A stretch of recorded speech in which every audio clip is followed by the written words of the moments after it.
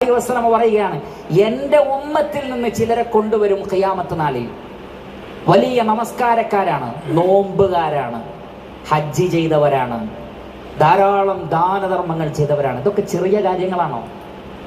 5 നേരം കൃത്യമായി നമസ്കരിക്കുക എന്നത് ചെറിയ കാര്യമാണോ? ധനത്തിൽ നിന്ന് മറ്റുള്ള പാവങ്ങൾക്ക് സഹായിക്കുക എന്നുള്ളത് ചെറിയ കാര്യമാണോ? റമദാനിൽ നോമ്പ് നോൽക്കുക എന്നുള്ളത് ചെറിയ കാര്യമാണോ? പക്ഷെ ഇതൊക്കെ ചെയ്ത ആളെ കൊണ്ടുവരും. എന്നിട്ടോ അവസാനം സംഭവിക്കുന്നത് ആ വ്യക്തിയെ നരകത്തിലേക്ക് വലിച്ചെറിയുന്ന. നമസ്കരിച്ചത് കൊണ്ടാണോ? സക്കാത്ത് കൊടുത്തത് കൊണ്ടാണോ? അല്ല, പിന്നെ എന്താണ് പ്രശ്നം? ഇതെല്ലാം ഉണ്ട്. പക്ഷെ നബി സല്ലല്ലാഹു അലൈഹി വസല്ലം പറയാണ്, ചിലരെ ചീത്ത വിളിച്ചിട്ടുണ്ട്.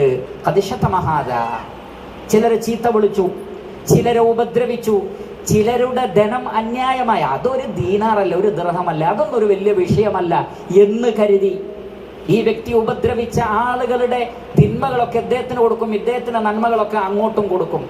അവസാനം തുരിഹ ഫിന്നാർ, നരകത്തിലേക്ക് വലിച്ചെറിയപ്പെടും.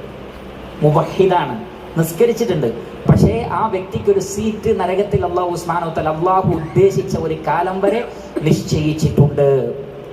നരകത്തിൽ നിന്ന് ആളുകളെ മോചിപ്പിക്കാൻ വേണ്ടി മലക്കുകളോട് പറയുമ്പോൾ മലക്കുകൾ ചോദിക്കുന്ന ചോദ്യം എന്താണ് അടയാളം? എന്താണ് അള്ളാഹുവിന്റെ മറുപടി? നമസ്കാരം സുജൂദ് ചെയ്തതിന്റെ തയമ്പുണ്ടാകും, സുജൂദിന്റെ അടയാളം ഉണ്ടാകുന്നതാണ്.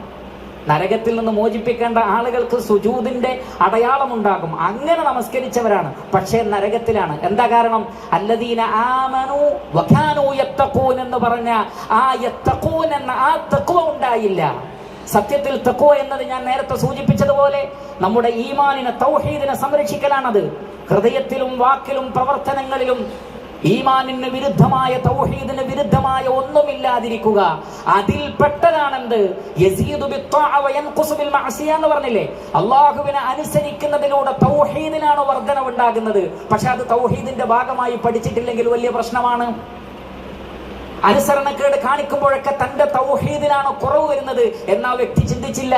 അവസാനം തന്റെ പാപങ്ങൾ കാരണത്താൽ ആ വ്യക്തിക്ക് നരകത്തിൽ പോകേണ്ടുന്ന അവസ്ഥയാണ് ഉണ്ടായിട്ടുള്ളത്.